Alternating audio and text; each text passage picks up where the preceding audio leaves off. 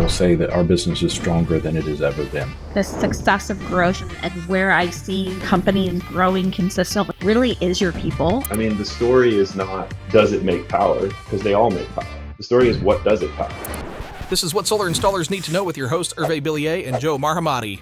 Hi there, it's Hervé and Joe with What Solar Installers Need to Know, where we interview solar CEOs and experts on how they run their business on the solar coaster. We ask their private revenue numbers, we give actionable advice, and learn about trade secrets so you can run and grow your solar business. Joe and I built a solar company from 0 to 12 million in sales and got successfully acquired.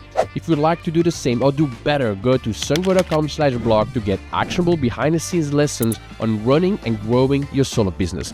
And now, without further ado, let's jump right into the next episode.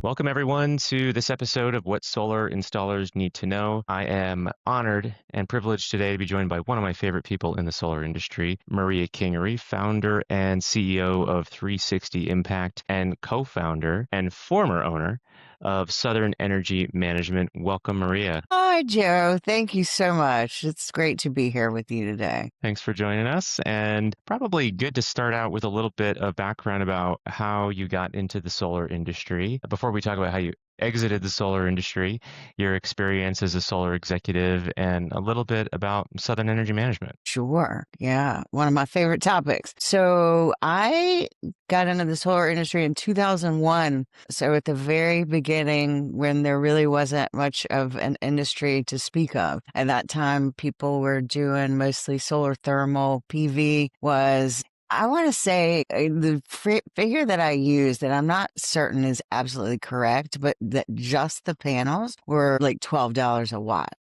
So exponentially more expensive and out of the reach of most people. So at the time, my husband, Bob, and I were looking for something to do that would make the world a better place. Most people, if they're of a certain age, remember 2001 as a sort of politically and globally insecure time. I think there were, after September 11th, a lot of us looked around and thought, what is it that we can do to make the world a little bit better? We were pregnant with our first and what we now know is to be our only child, Zach. And we wanted to, we were just naive and foolish enough to believe that we could make an impact in the world.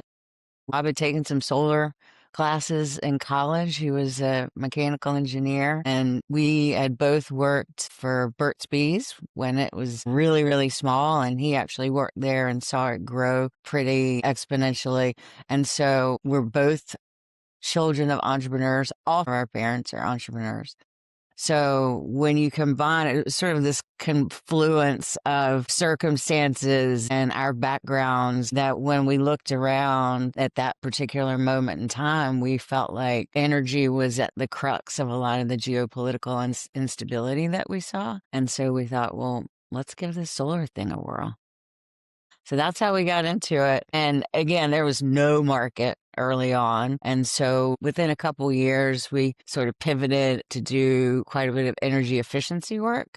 So that was the other piece of Southern Energy Management. We have about 100 people that work on solar installations, commercial and residential, and then about another 100 people who do building performance work. So the mission of the organization has always been to improve the way people make and use. So how does somebody go solar at $12 a watt? What do the unit economics look like there? I'm guessing that it's not a bottom line decision. It's more of a, early adopters kind of a thing.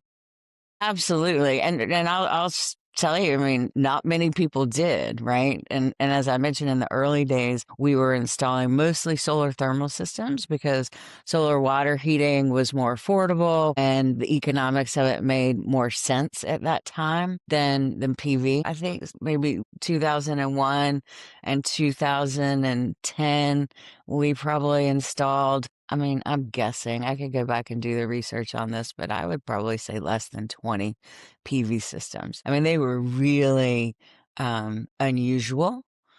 And until some policies were enacted that basically required the utilities to purchase renewable energy um, the prices didn't start coming down, and the market really didn't take off until that time, which is a great example of the utility really having a mandate to modernize and evolve their systems, which of course we all wish could be much faster than it has. But it's a testament to the power, because really until that time PV was not a thing. Do you remember like a day, a month, a week, or a year where like solar is now a good investment, a good enough investment that I would do it on my house? Was there like a point in time where it changed from being a novel toy to being something that actually was a good investment in your mind? That's a really great question. I think, one of the things about our journey at Southern Energy Management, we evolved many times over the 23 years that Bob and I owned the business. And as I said, we started out thinking we were going to do, PV and be pioneers in the solar industry. And we quickly realized there were about 5 people in North Carolina who could actually afford to install it. And then we did a lot of building performance work, and that sort of was how the company grew. And doing some solar thermal here and there, but then it really started with, again, these policies. North Carolina Senate Bill 3 passed and required the utilities to buy, and so those early systems were primarily commercial. And I remember, like, we did we were in the news constantly here in North Carolina because we were doing the biggest system that had ever been done. And the first one was 30 kilowatts, right? Which is, I mean, there are residential systems now that are 30 kilowatts. Right. And then it was 100 kilowatts. And I think that we did a system down in Charlotte that was like 150 kilowatts on the top of this commercial building. And when it came time for it to be inspected, they brought out the entire electrical inspection team because nobody had ever seen anything like it before. And so, Wow. that was an adventure for our team, I'm sure, to all of the inspectors at one time. And then, there was a turning point where we got to partner with SunPower on a couple of the first utility scale projects in the Southeast. They were 1 megawatt projects. And when we got the contract to be the EPC to install the first one. And our team was like freaking out, our engineers. We've never done anything like this before, and there was all the logistics, and nobody in the Southeast had ever done it before. And then we got a contract immediately to install another 1 megawatt concurrently. And the industry well enough. Folks listen to this podcast know the industry well enough. There's always, because of the tax credit incentives, there's frequently this end of the year push, right? So everything has to be done by the end of the year. And so that was a wild time. Our engineer, and I won't name his name, but our engineer at the time, again, nobody had ever done it. And his name was on the stamp, and we were moving forward, and everything was going well with the first one. And then when we came to him and said, "Hey, by the way, they want us to build another one," I mean, this was within like a couple months. I didn't witness this, but I've heard that he went to the parking lot and threw up. No, that's not a good sign. So how did those projects end up? I mean, they ended up great, right? Our team came together. We had, the right people in place. We were we were very meticulous. We recognized at that time that I don't think we recognized how pioneering we were being, but we certainly had the awareness that we were doing something that had not been done in North Carolina or the Southeast at that time. And so the word I'll use is meticulous. We were very by the book, and we wanted to make sure that we did it right. And because, these systems last 30 years. One really cool thing, the first project that I mentioned that we got contracted for is literally less than a mile from my house. It was purchased by a private company here called SAS. And so every day I still drive by that project, and it's like, wow, and I think that was 2009, something like that. Maybe 2008. So it was a while. And then, because we were we were being successful. We had the opportunity to do projects up and down the East Coast, really the Atlantic coast. At one time, we were licensed. We had electrical license in 12 states. And we were building, again, what was utility scale at that time. Now, megawatt or two projects they're small scale commercial, but at the time, they were significantly sized. So that was fun. And then, I always tell them I'm not shy about telling the full story. We got out in front of our skis a little bit and we grew really, really fast. And with fast growth, our meticulousness was not necessarily shared by all of our partners. And we made some probably JV mistakes about how we were running our projects and running the company, and we didn't have the oversight and the connection that we needed within the organization. And we had a couple projects that, for a variety of different reasons, some contracting, some, I think, culture driven, but we had a couple projects that went south, and I call it SEM's near death experience. Did you see any past lives or anything like that?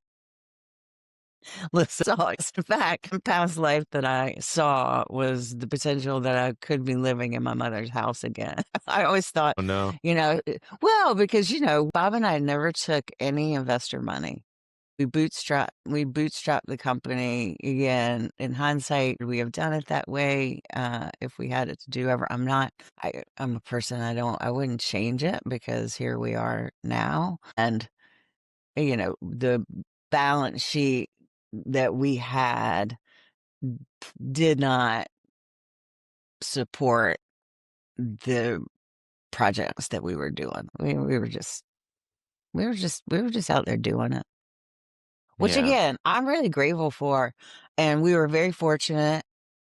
We found a buyer, and totally by accident. We were going the route of trying to raise some money so that we could continue to grow this thing. And we sort of miraculously, honestly, Joe, I found someone who just wanted to buy the utility scale part of the business, and we were able to divest that part of the business. All of our people that we had really invested in and were really part of the core team, there were about 50 of them, all got jobs at the new company.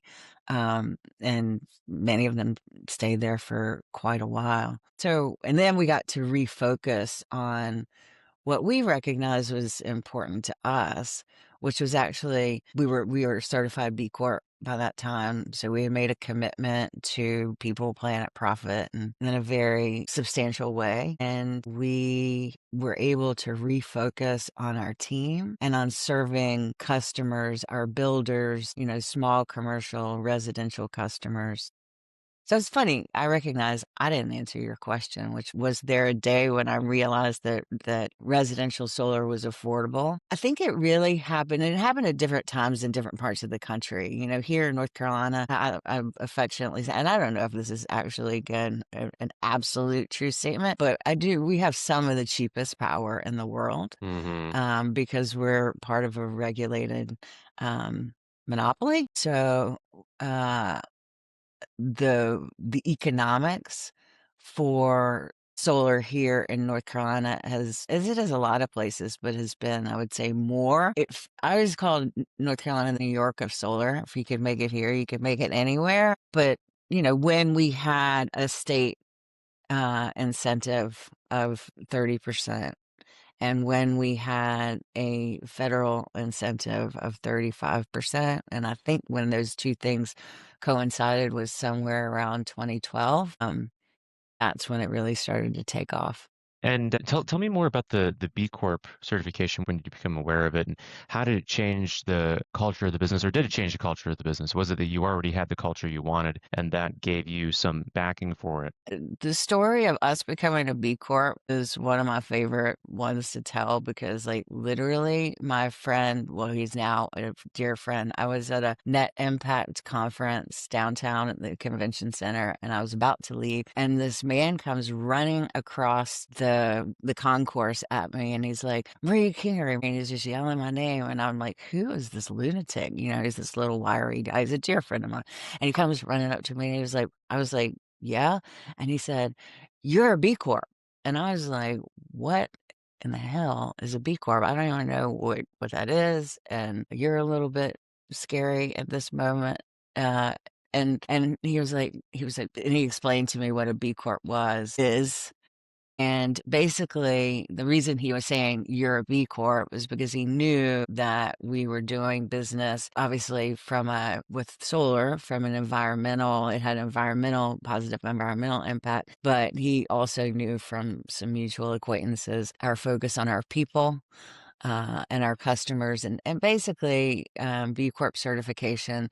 It's a rather lengthy process that you go through, and you answer a series of questions and provide documentation around your commitment to your workers, your customers, your community, the environment, and then how you govern your organization. So for us, you know, I still smile when I think about Eric chasing me across. I'm so grateful to him for doing that, because until that time, we really felt like I'll speak for myself. I felt that we were sort of alone in the wilderness of trying to do business in a way that was consistent with my values. You know, we could go off on a huge tangent on this, but one of the lies, I think, that has been perpetrated on all of us is that, business, it's just business. It's not personal. As if that gives us license to just behave in any way that we think is going to serve to add value to the business. And that just fundamentally never made sense to either Bob or to me. I mean, I really credit Roxanne Quimby and the Burt's Bees team for giving us an early vision of an organization that could hold its values at the very core and still be a profitable company. It happens that personal care products are in a totally different category when it comes to profit margins. we didn't realize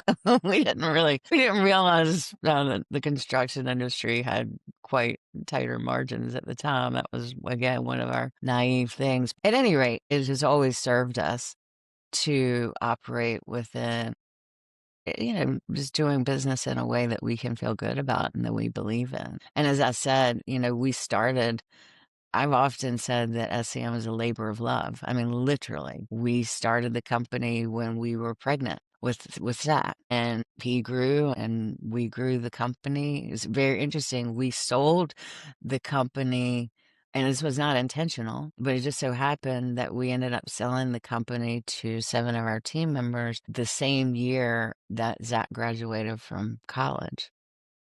It reminds me of Hervé and I sold our solar business the day of the solar eclipse 2 years ago.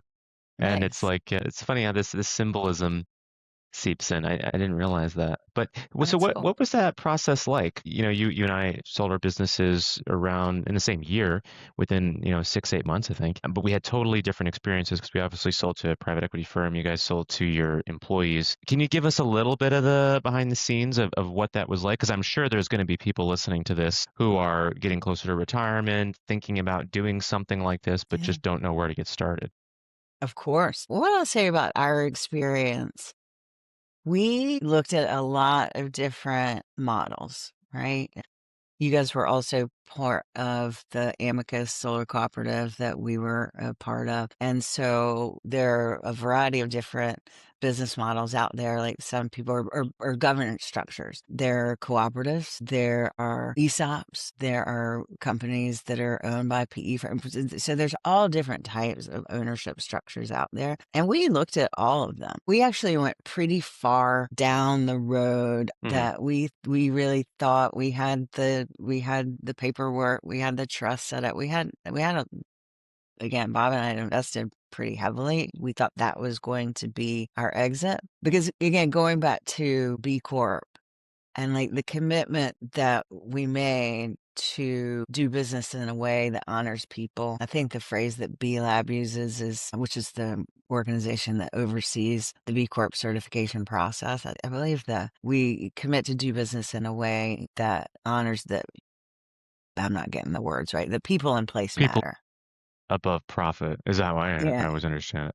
Yeah. Well, not above, which I think is a really important thing. It's not above.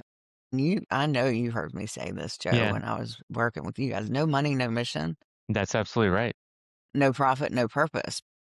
Like we're we deliberately did not choose to be a nonprofit. Believe me, there were days that I thought we should have been a nonprofit, right? Starting out, seeding an industry. I mean, we got a couple of grants over our entire 23 years. We didn't apply for grants, and we were just bootstrapping it. We were just making our way, which I'm extremely proud of that we did it that way. But we intentionally wanted to be an example of how you could have a for-profit company that valued people, the environment, community, all of those things, that took all of those things into account. And I am getting back to the ownership transition question that you asked, but I want to meander for just a minute Yeah. and share. One of the reasons that I think that was possible is because we had a leadership team who was 100% aligned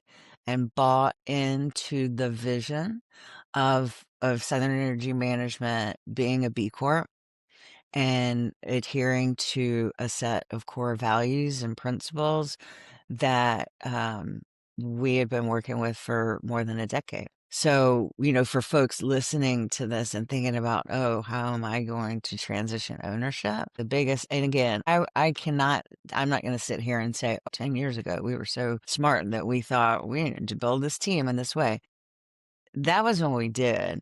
It wasn't that conscious at the time. But what was conscious was building a company that where people, where we valued our team and empowered them to lead by educating them. Everybody had different accountabilities, of course, but like on some level, we were all equal. Like nobody was more, and that goes for the entire organization, right? No one person in the organization is more important than anybody else. It takes us all. And we created that ethos. And so again, for us, like cooperative sounded great. It would have been probably the most democratic, obviously, structure that is out there for ownership transition. For us, and the same with ESOP, and I'll just say plain, we didn't have confidence that in our market, and probably, right, we had this experience of up and downs over the years. And we use the term solar coaster in this industry. Maybe I should draw what ours looked like because, man, it had some high highs and some low lows. And so because of that, maybe that made us more conservative, but we didn't believe one of the things about an ESOP, for example, is it really depends on the success of it over the long term, depends on growth. Like the company has to keep growing. The share price has to go up in order for people to get their payouts and, when they're ready to retire. Then again, I'll only speak for myself. I won't speak for Bob. I never had, I just didn't have confidence that in our market, in our industry, that we could make that commitment, that it would always be that way. I knew that I just had a sense, and I still do, there's going to be ups and down years. And so for us, we decided and honestly, we went to our team and we said, hey, are you guys interested in running an ESOP? I mean, and they were, yeah, kind of. But when we went to these people, again, who had been co-leading the company with us for a decade, when we went to them and said, hey, would you guys be interested in buying the company? What was fascinating, I kind of thought what was going to happen. My prediction was that a few of them would say yes, and a couple of them would be like, hell no, right? And, I had a lot of sort of angst about even approaching it because at one time we had a stock option program. This is early days again in our naive days where we gave everybody in the company stock options of people who were not in the ownership group who still own stock options from that period of time. So I was like, well, how are those people going to feel, right? Because we're not offering them the opportunity to, we're containing it with this group. But what ended up happening, and again, may be interesting to talk with one of them to get their side of the story. But what ended up happening, or at least what I observed, was they went back and had a conversation. And I imagine that there were some reticent people, but what they came back with was that, yeah, all 7 of us are in. We want to buy this company and we want to carry the mission forward. And we Wow. want to we want to create the same opportunities for our families and for the company that you all have created for us. So Powerful. Yeah. it was humbling. And how did that make you guys feel? How did you, if you don't mind my asking, how did you structure that at a high level? If you've got 7 folks who may have been middle class people that are employees, team members at your company, how do you actually transfer ownership to 7 people like that? Is it financed over some period of time? If you're comfortable talking about it, I'm sure there's a lot of people who'd be curious to know how they would actually do the same thing that you did for their employees. Yeah, I think every situation is going to be different, right? And in our case, it was a number of different things where the money came from. So a big part of it was an SBA loan. So the SBA, the 7 owners took out an SBA loan to purchase a good bit of the company. They all, and again, all this, the finance stuff is something that I recognize as important, but it's just really, it's secondary to me. So I don't have all the details, and nor do I think it's their mind to share. Honestly, at this point, it's more the 7 new owners, theirs to share. But at a high level, I do feel comfortable in saying, as I believe they've shared this as well. They got an SBA loan. They all had to come up with some amount of money for a down payment as well. And then Bob and I financed part of it on the back end. So, we are, not that we wouldn't be committed to their success no matter what, but, we're committed to their success for over the long haul because we're no longer owners, but, our loan will be tied with them for a while. That makes sense.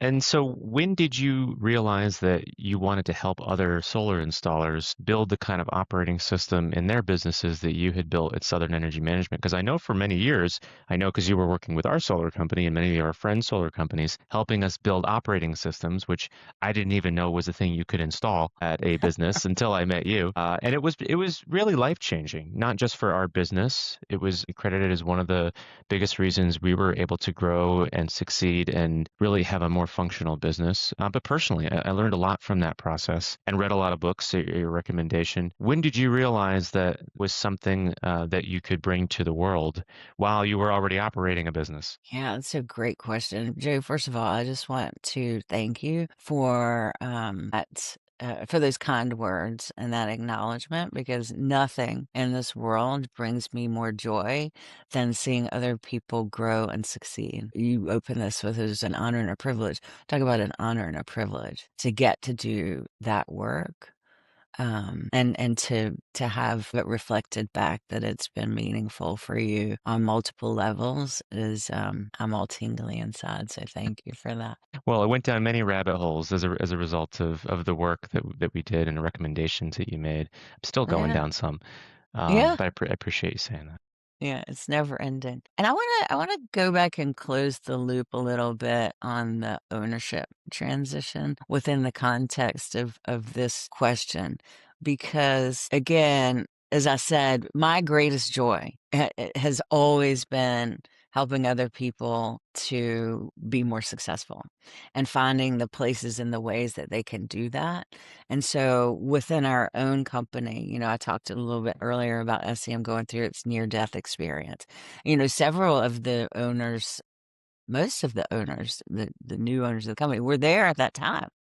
And so they sort of lived through that with us. They were in a different position. A couple of them had just started at the company, an entry level position, right? And so didn't have the full view, but had a different view, right? Had a view of what was happening and the struggles that we were experiencing from the standpoint of somebody in a entry level or more field level position. And that's actually a story I'd love to explore with them someday, but that's a different topic. But when we came out of that, I referred to it, our situation, when we came out of this situation, when we had sort of made it to safety on the other side of this river that we had to cross, we found something called the Entrepreneurial Operating System. And the Entrepreneurial Operating System, EOS, it's now, it's famous. It's all over the world. There are other operating systems. We had tried a number of them earlier, and this one was just the one that stuck. And I believe the reason that it stuck was because it was simple. It was just like you focus on 6 things and you focus on these 6 things. And as you know, Joe, you went through the process with me as your implementer. There's a lot of nuance, and every implementer adds their own flavor to it. When we started to implement that system at Southern Energy Management was when we were truly able to elevate our people who, like we had always said, we wanted to grow our leaders from within, right? And we wanted them to be able to, that was one of our values. We wanted to reward the people who helped us to build the company. Well, you can't afford to hire MBAs to be, solar installers, right? But what can you do? You can train the solar installer, the building performance field technician in how to run a business, and you can give them financial literacy training, and you can give them a budget accountability. And so over time, they build the business acumen and they have the tools. As you said, you didn't know there was such thing as an operating system. Well, okay, let's agree on simple things like how do we run meetings? How do we give feedback to our people? How do we set goals? And how do we understand who's accountable for what in this organization? All really simple things, but not easy, right? What are the values? Mm-hmm. So getting now to your question, while running the company, when we elevated our current leadership team, when we refer to them as a guidance team, right? Because felt that we were guides for them as leaders, and we wanted them to guide others in their growth and leadership capacity as well. Somebody said, and I forget who said it, but it has always stuck with me, you're not a leader until you've created another leader. Mm. And I think that goes down. You're not a leader till you've created a leader, you've created another leader, you've created another leader, right? And so, but you have to give people the tools. And so when I was confident that we had given this team the tools that they need to be successful. And then at that time, in EOS, there's this thing called a visionary and an integrator. And the visionary is typically a founder who has the big idea and the big vision. And it was very clear that was my role, Mm-hmm. and that Bob was the integrator. And the integrator is the one who keeps things running, right? Keeps the trains running on time, that kind of thing. I learned the tools, worked with them for a number of years within our own company. And then it just became clear they didn't need me there today anymore. In fact, I was pretty sure that I was getting in the way a lot of times because my visionary tendencies of being like, oh, but what about this thing that I can see that is, has the potential to happen 5 years down the road? And Bob's like, hey, man, we're just trying to, to get this month closed, right? And so there's like this inherent tension there that is very, very healthy, but also not necessary, at least in our case, right? At all times. And we had the B-Corp certification that was embedded into the organization as a critical part of our operating system. Right. And then we had EOS, and we had rock solid core values and purpose. And so the things that I really, really cared about, I felt like they were taken care of. And because it had been so transformational to our company, like we always had a culture where people cared and wanted to do a good job, but I saw God, we gave them the tools to actually, operate as a real grown-up business. And that's when things really started to take off. And so I wanted to take that to Other to installers. other installers. So who was your first customer or one of your first customers, and what was that experience like of trying to transfer that knowledge from your own company to another company where they've got their own culture and maybe they don't even know what they don't know about what they're doing day to day? Was that difficult? What was the experience like? So, that's a great question. Interestingly, the client that comes to mind was not a solar installer. It was a building performance company. And for some reason, that's where I got traction the quickest. But it was a building performance company out of Illinois. And we were part of something called, shoot, EPX. That's terrible. I don't remember, but it was sort of the building performance equivalent of Amicus Solar Co-op. Okay, okay. A little bit, it was a peer group Trade and, group, peer group, yeah, yeah. trade group. So a few people knew me in there, and so a couple of my early clients were from that group. Well, so I was hired by this group out of Illinois, and I don't think, well, I won't name their name, um, but I was hired by the dad and the mom were basically the co-founders of the company. Hmm. And they hired me to come in, and the leadership team that I worked with in the basement of their house was the mom, the dad, the daughter's husband, and the other daughter's husband, that daughter was a school teacher, but she wasn't in the company. So it was 5 family members. And so the experience for me was, hey, the thing that really strikes, and this happened with them, and it happens with most companies, is this concept of who is actually accountable for what. Hmm. Because in small organizations, a lot of times people are just running around and they're doing the best they can, and they sort of know what their title is, or maybe even their job description, but they don't really understand, like, what am I actually accountable for, and how does, like, what I do every day contribute to the success of the business? Hmm. So when I was able to get them clear on that, it was transformational for them. And then, they ended up, and I still dearly love these folks. It wasn't very long after that the mom and dad exited the business. Wow. The daughter was actually elevated to be CEO of the organization. And at this point, I am going to say the name of the company because Taylor Schwarzkopf is the woman's name, and their company is Energy Diagnostics. And she and her husband, Chris, and then her brother-in-law, Matt, they were the original 3, along with her mom and dad. Her mom and dad exited. The 3 of them basically were the leadership team, and they were running the company, and for a while, until they started bringing some other folks on and growing that leadership team. The experience for me was, and I think at the time they were like maybe in their early to mid 30s. This has been, a minute.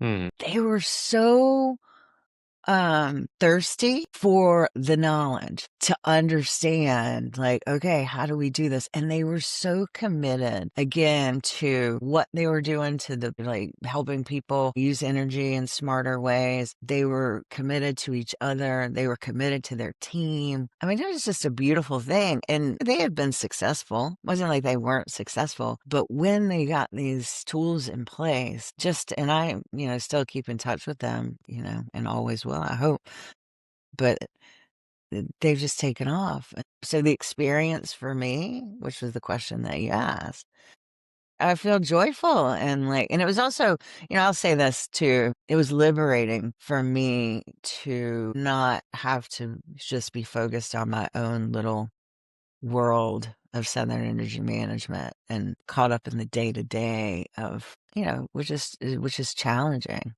Hmm. It to is. show up every day, especially, I don't know, but I will say when you choose to own a business with your spouse, and you choose to pioneer, the building performance industry didn't exist either when we started, and you choose to be early in a couple of different industries, and you choose to be early in uh, it takes some stamina for anyone.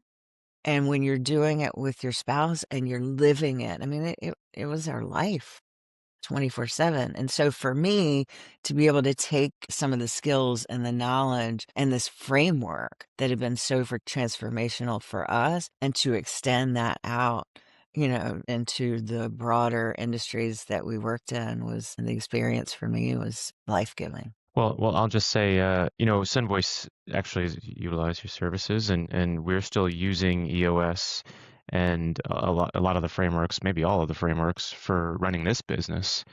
But one of the principles that stood out to me when we first started working together, I guess it was 5+ years ago now, was this idea of being above the line or below the line. In this great book, 15 Principles of Conscious Leadership and the Conscious Leadership Institute, which is a book I recommend really to all humans, but certainly all business owners. And, in short, being below the line is coming from a place of scarcity and fear, and being above the line is coming from a place of curiosity and compassion. And I'm wondering if you ever felt like you were below the line in your own business, because construction is stressful. And there are days where you look at that 2% profit margin if you do everything perfectly. And, what if this goes wrong or that breaks or this falls over, and are we going to make it? And you and I have both been in those positions where, you wake up and check the bank account and wonder if you're going to make it. Did you have any time, maybe early in the business, maybe later in the business, where you felt like you were coming from below the line, and how did you overcome that? Joe, I was below the line yesterday, right? I mean, so, one of the things that I really appreciate about the 15 Commitments of Conscious Leadership book is that it's a framework Hmm. and it gives, some concepts and ideas. This idea of being above the line or below the line, other people have talked about it. It started actually with a gentleman named Stephen Cartman, who was a psychologist, and he identified this thing called the drama triangle, Right. right? Where people, which I know you remember because I teach it, I would teach it to anybody who will listen. Literally have drawn it on a napkin on an airplane because, I mean, talk about transformational, this concept that we're either operating. And Cartman, he studied relationships, right? And he looked at like when relationships were going wonky, people were likely playing one of three roles, and it was either the bully or the hero or the victim role. And again, you can Google this. There's other books as well, The Empowerment Dynamic, The Power of Ted.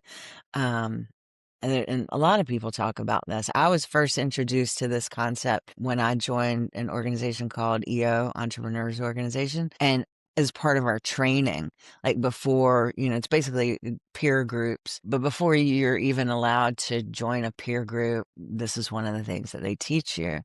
And the concept is like below the line, you're in victim, hero, or bully mode. And then above the line, it's a shift, right? Bully shifts to challenger, hero shifts to coach, and then the victim shifts to creator. And so when I often think about like we as a society and as human beings, you asked in my leadership, was I ever below the line? I mean, of course, I was constantly below the line. I was constantly in victim mode because either the utility was doing something to us, or policy was doing something to us, or our vendors were doing something to us, right?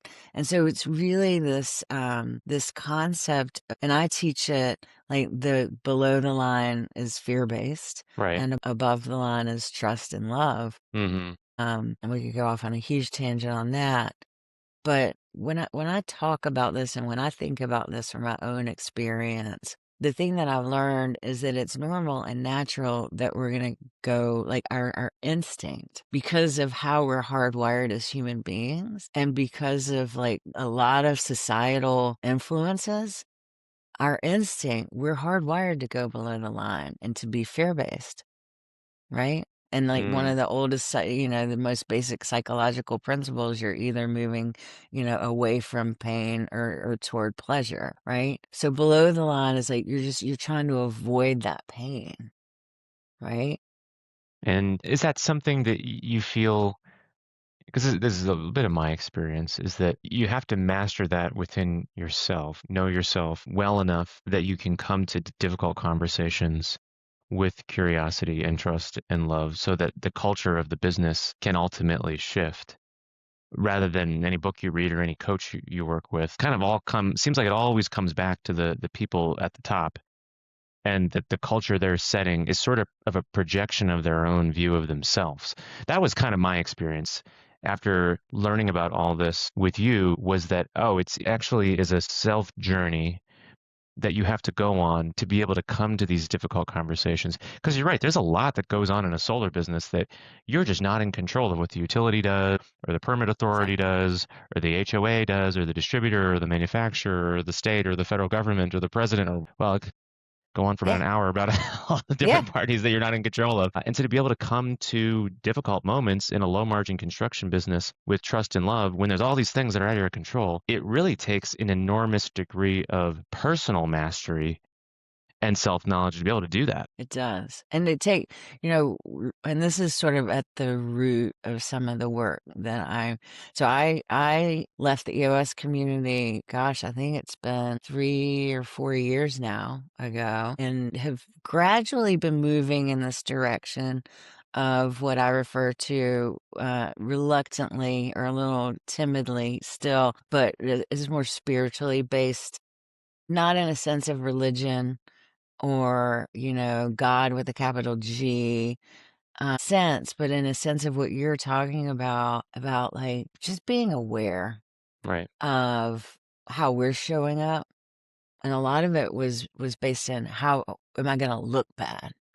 And that could be if my installer shows up, without a clean uniform on, or right, as opposed to looking at a situation and saying, what is actually being called for and what's in the highest uh, service of everybody, Hmm. right? So instead of, like, just to use this simple, stupid example, instead of getting angry at the solar installer because he's got a rip in his shirt and that's making me look bad, right? I can look at it from his perspective or her perspective and say and help them to understand like why that matters Why in it the first matters. place. Yeah.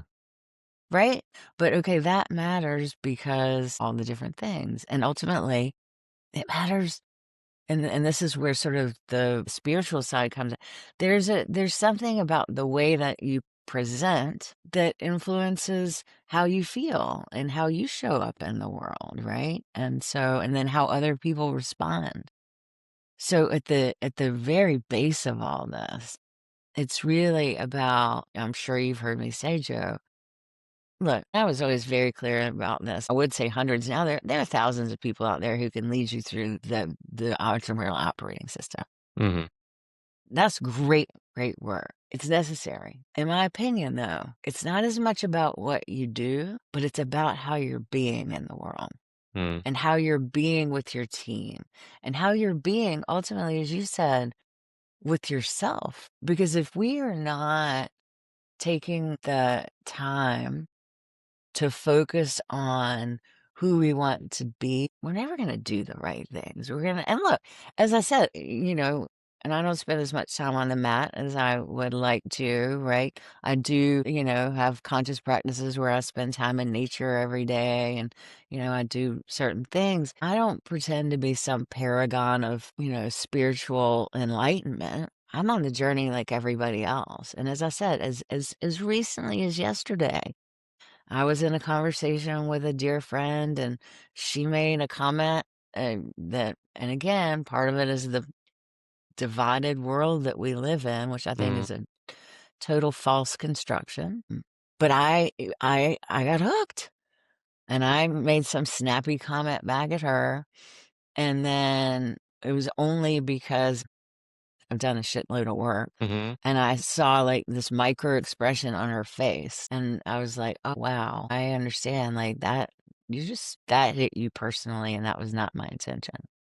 And then we got to have this beautiful, you mentioned difficult conversation. We got to have this beautiful conversation about like where, what was the source of that conflict inside of you? And we have very different beliefs and viewpoints, but we were still able to come back to, again, with effort and with the willingness to have the conversation, we were able to come back to, hey man, we both want the same thing, and I love and respect you, and let's focus on what we are wanting to accomplish together as opposed to what divides us. So I know that this is a big part of what you want to do in your next chapter, at least from our last conversation, it sounds like that.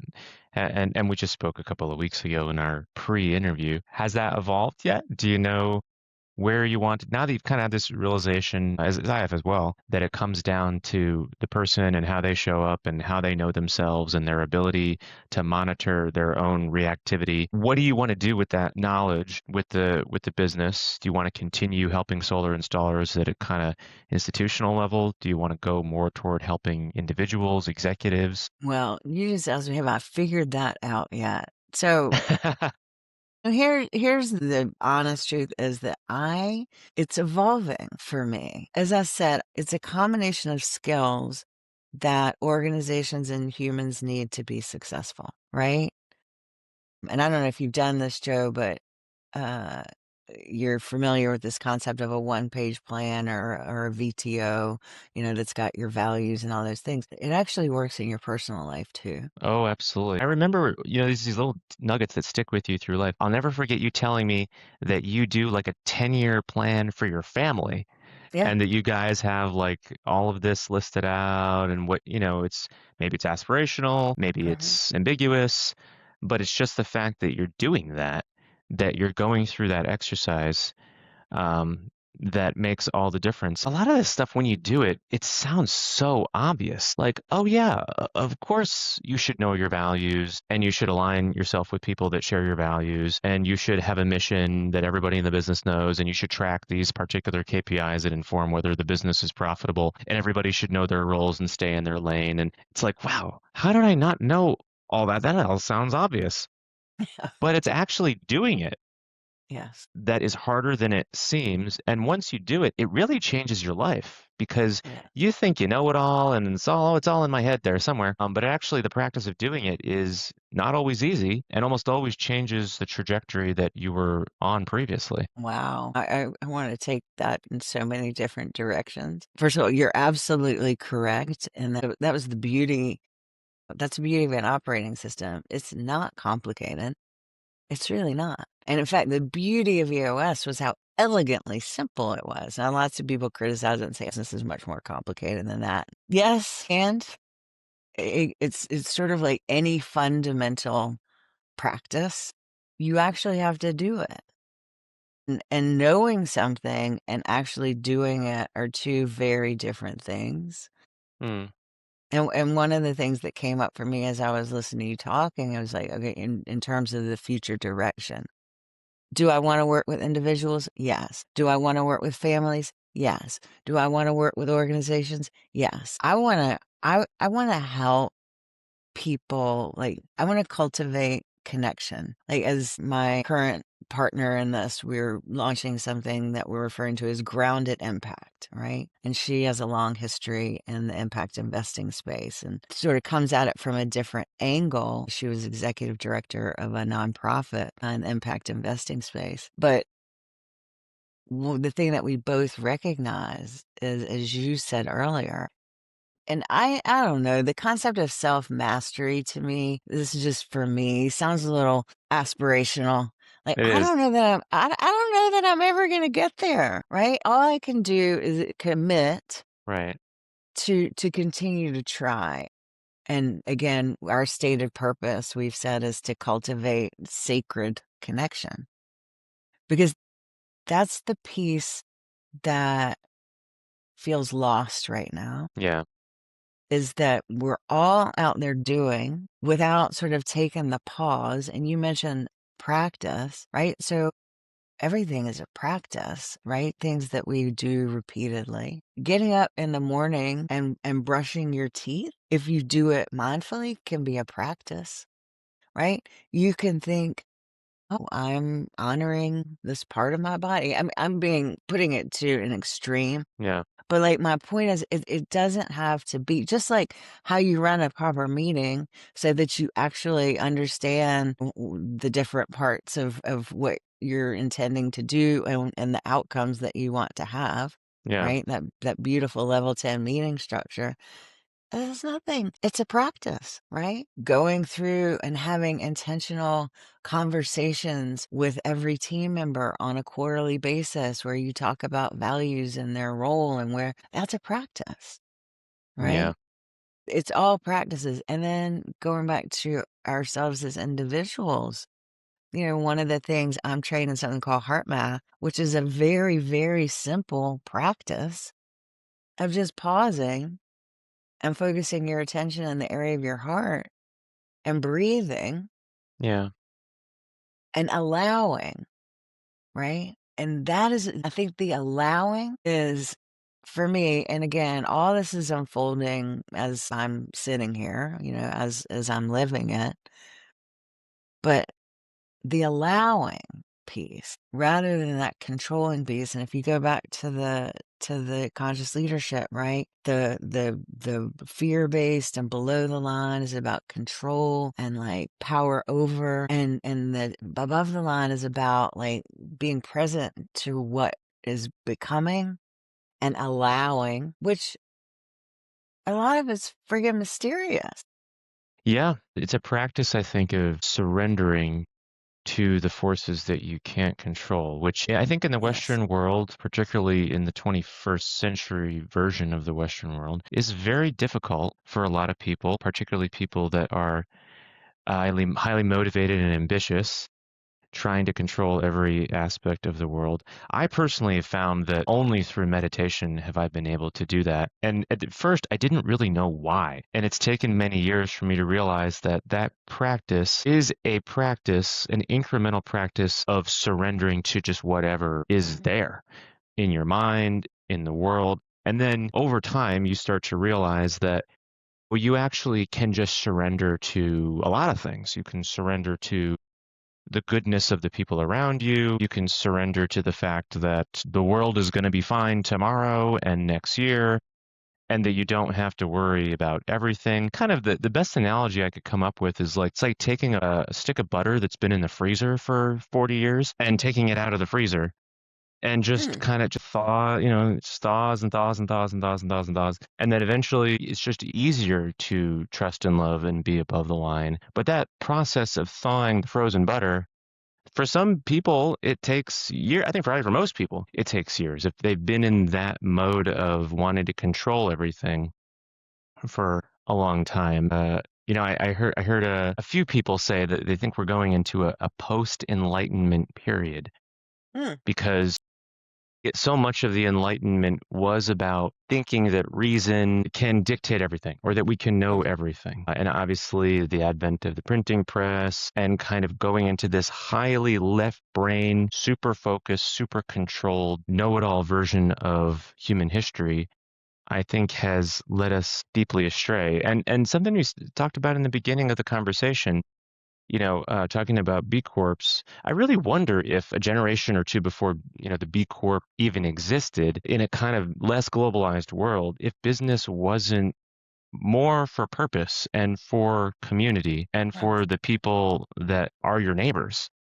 Whereas now business does seem like it's more for profit first because we live in this highly globalized world, which we, aspirationally conceptualize as a global village that doesn't function in the same way when your village is actually your neighbors. I'm curious what you think of that, because to me, I think that's a big part of the issue that we don't want to talk about, that it's just very difficult to have a global village, whereas business maybe 50 years ago was a little bit more mission-oriented, was a little bit less profit-oriented. What do you think of that? I want to think about that for just a second. And I do think that, again, this is just my perspective. But the capitalist, like how we measure or think of businesses as being successful, at least in this country, right? Is you grow, you get this is the typical trajectory, right? You get investors so you can grow faster. And then those investors sell to different investors and or they stay in or whatever, like the finance. What I care about is like the end goal is to have an IPO. Right. And go on the stock market, right? And Right. be listed on the stock exchange Right. where everybody can invest in your company.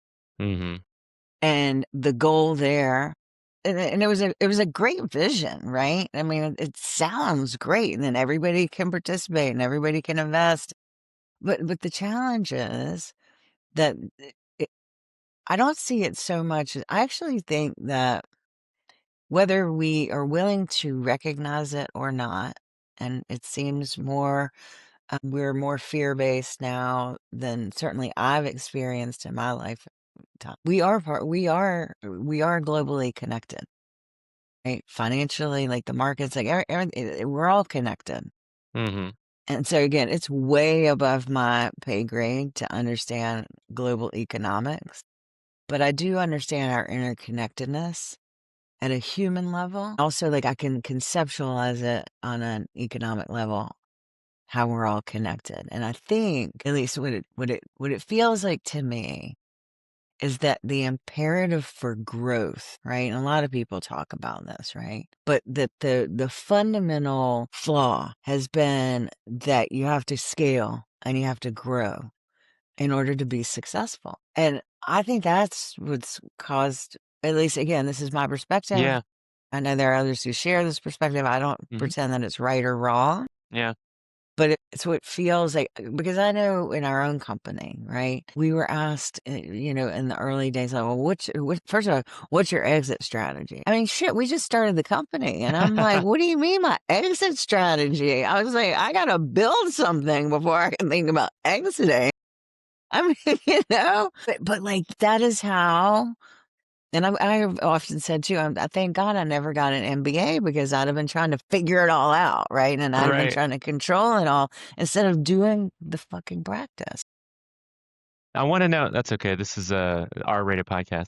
I want to know the first person to ask the question, "What is your exit strategy?" Because I don't think that was a question 50 years ago, 100 years ago. I don't know, whatever. Right. And I see this perspective myself, and I'm very sympathetic to it. But there's these kind of two camps that is very much this camp of like, infinite growth, compound interest as a religion. Let's, colonize the galaxies and move all over the universe. And then there's the like, let's come back to nature and not grow infinitely and be conscious and aware of why we're here in the first place and be in this moment rather than thinking about what's next. And it's super fascinating to track this because I presumably, like most things, the truth is in the middle. But I Yes. see this dichotomy is huge. There's a huge gulf between these two perspectives. And I don't really know where it's going exactly. They've got to integrate with one another in some way just because that's the way things work. But there's a lot of people on both sides of that. And I think it has huge implications for business. It does. Well, and for life on this planet.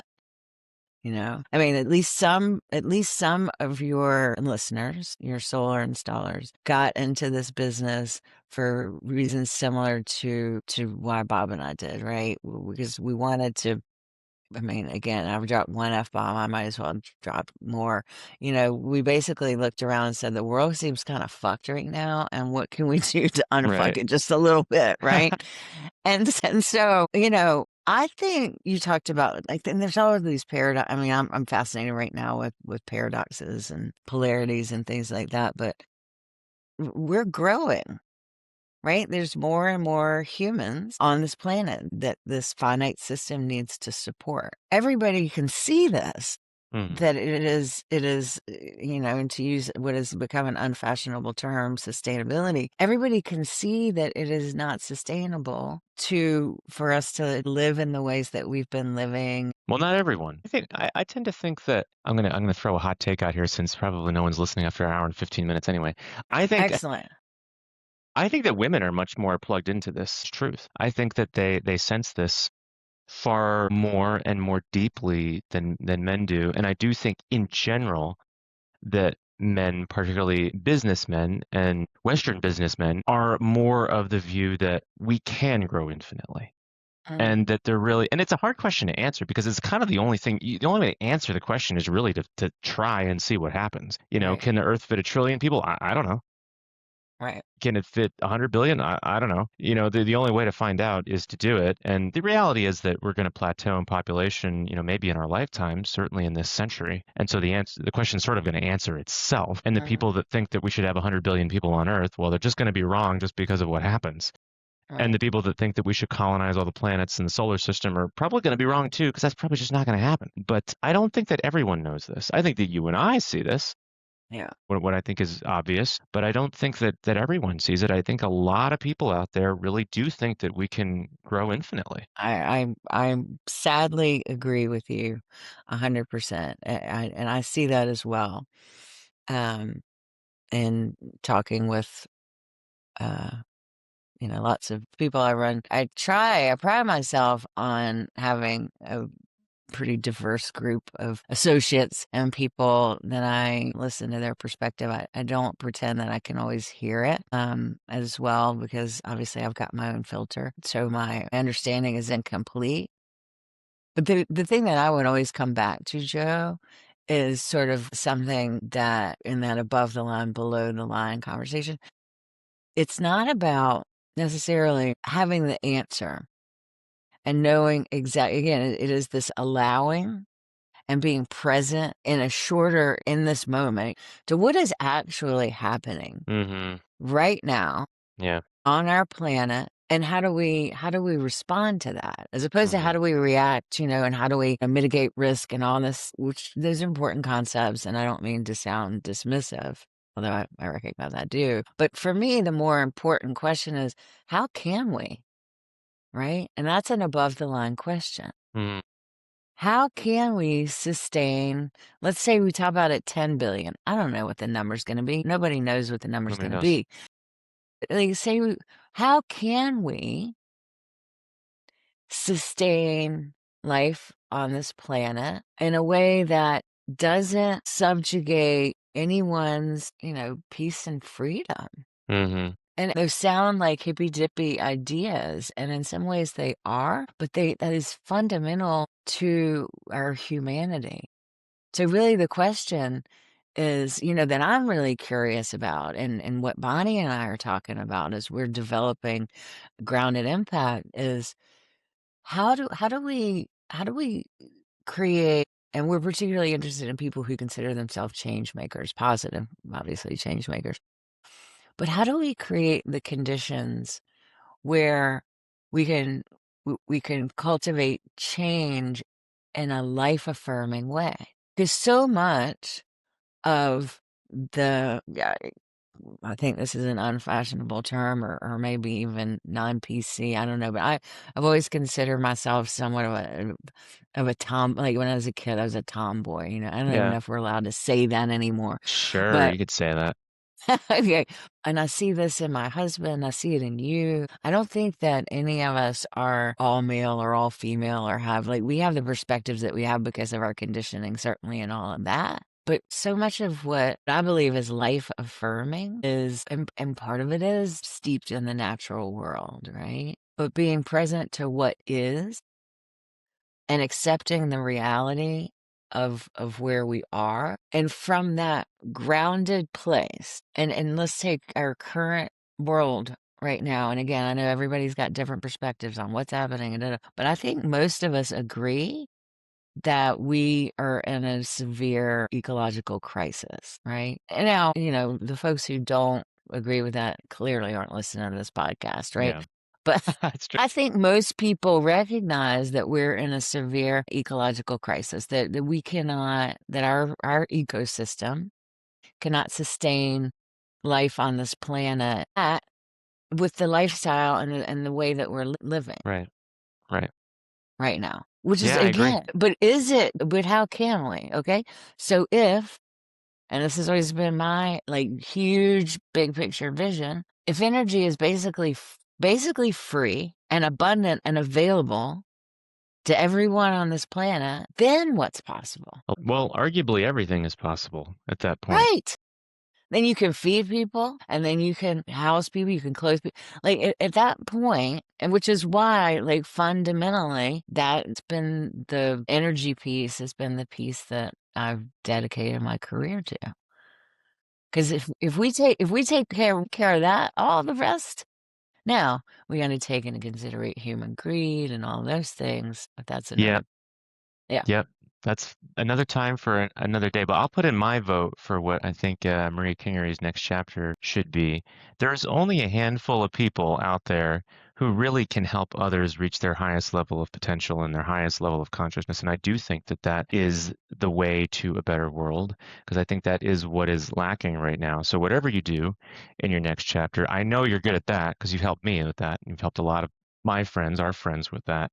I hope that you can find a way to do that. And when we have you back on the podcast a year from now, I'm sure you'll have figured that out, and hopefully you'll be doing that. In in the Thank meantime, you, Joe. of course, where can people find you? And are you still helping installers if they want your help with Yeah. 360? Yeah, where can they find you? The easiest way to find me is on LinkedIn, right? Or you can go to 360impact.com. I do have a website. I would not say it has been updated in quite a while, but it'll give you an idea of some of the things that I've done in the past, at least, and it's things that I still do. I see this, Joe, and I appreciate your vote for like me helping to raise consciousness. That feels a little high. I just really do appreciate your kind words and recognition of the impact that I've been able to have. And the reason that I named my company 360 Impact several years ago and this whole concept was because it's about the whole entrepreneur, the whole leader, the whole ecosystem. And it's not just one piece. Well, I hope you keep going, and I hope you can help. Gotta tell you, small businesses, they basically have an infinite ceiling for help, growth, and it's most of the economy. And it's a lot of people that are just, yeah, they're hacking it, they're bootstrapping it. They don't have MBAs. They're doing what they love because it's interesting to them and it's adding value to the world and to communities. And so having people like you who can come in and give them that structure, I mean, it's one of the highest value things I think that small businesses need. So I hope you continue to do that work, and I hope you come back a year from now. I will, Joe, and I will stay in touch in between now and then as well. And my goal is to build a massive toolbox that then I can meet people where they are and support them in the ways that they need. Again, my own particular flavor of this whole, like how small businesses can be more successful.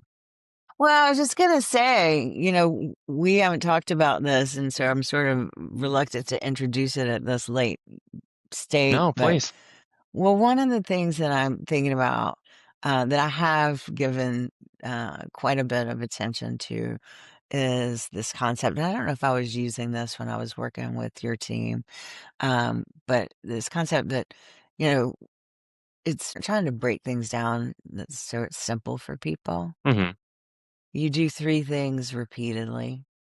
You connect, commit, and celebrate, right? And because my observation, and again, every operating system out there, they focus a lot on the commitment part, Hmm. like goal setting and how are we gonna, how am I gonna 10x my business, and like we're committed to this, and again, and growth is a big piece of it. And growth in and of itself is not a bad thing. Mm, My belief is you have to have the other pieces, like, mm, and the connection piece is with yourself. It's with each other, right? It's with the mission that you have, your communities, ultimately the world, and then I would say life itself. Then you need to be intentional about how you're nurturing all of those connections. And then from that place, that's where you make meaningful commitments, right? And mm, maybe it is. I mean, look, we need to what? X, a million X? I mean, I don't know what the X is that we need for solar installations on this planet, Yeah. but it's huge. And so like that, the need for that scale is real. And then Yeah. whatever is happening, whatever we achieve or don't achieve, making sure that we celebrate our learning along the way. And celebrate it is not achievement 10x our business in 3 years and no, aren't we great? And give us some more money so we can do it again, right? But celebrate again from the what are we deeply connected to? Celebrate what have we really what's the impact that we've had and what have we really accomplished? That Yeah. and then that goes back to our self connection that we can feel good about.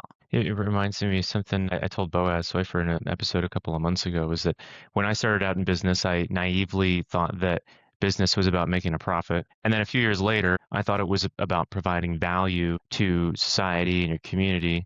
And then a few years later, I realized what I think I still believe is that business at least ought to be about belonging to something bigger than yourself, about working with people that share your values, that you want to hang out with, and that you are celebrating victories with, not just growth for the sake of growth, profit for the sake of profit, external markers of validation.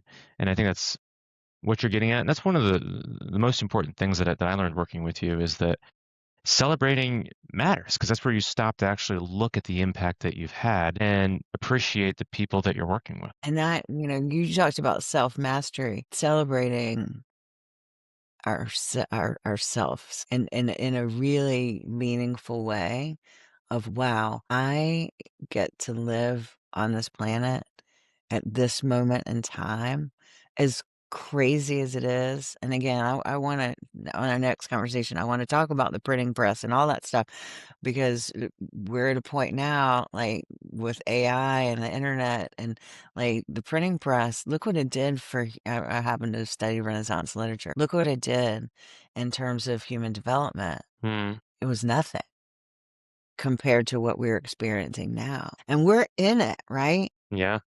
And so this whole concept of command and control, above the line, below the line, I mean, you can almost throw that out the window in some ways, because we're in it, right? We are so deep in the evolution of life on this planet, like inside of this rapid evolution that's happening. It's no wonder we're discombobulated and we're like, of course we're going to go below the line.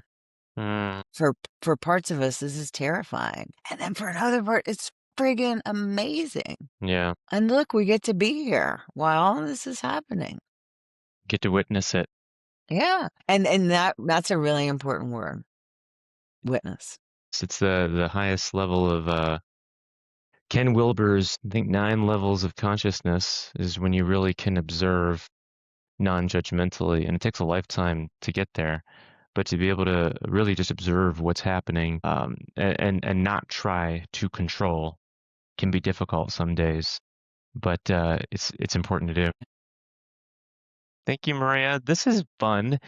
I do the Yeah. long form podcasts where I just talk about whatever the hell I want to talk about for an hour and a half or 2 hours. And then Hervé does the short podcasts. So he's got a greater volume, and he's got a lot of great conversations, in case anyone was wondering how we're dividing the labor. So for me, this is just like so much fun to be able to sit down without having any time constraints and talk about solar and talk about business and talk about life and talk about philosophy. And I really appreciate you blocking 2 hours of your day to do this for me and for our listeners. Thank you, Joe. I really appreciate it. It's fun for me, and I can't wait to come back and talk about what's happened over the last year. We're going to continue to unfold. It's be exciting. Absolutely. You'll be an annual guest. Thank you, Maria. All right. I wish everyone well. Thank you for joining this episode of What Solar Installers Need to Know. We'll see you next time. If you'd like to do the same or do better, go to sunvoy.com/blog and get actionable behind-the-scenes lessons on running and growing your solar business.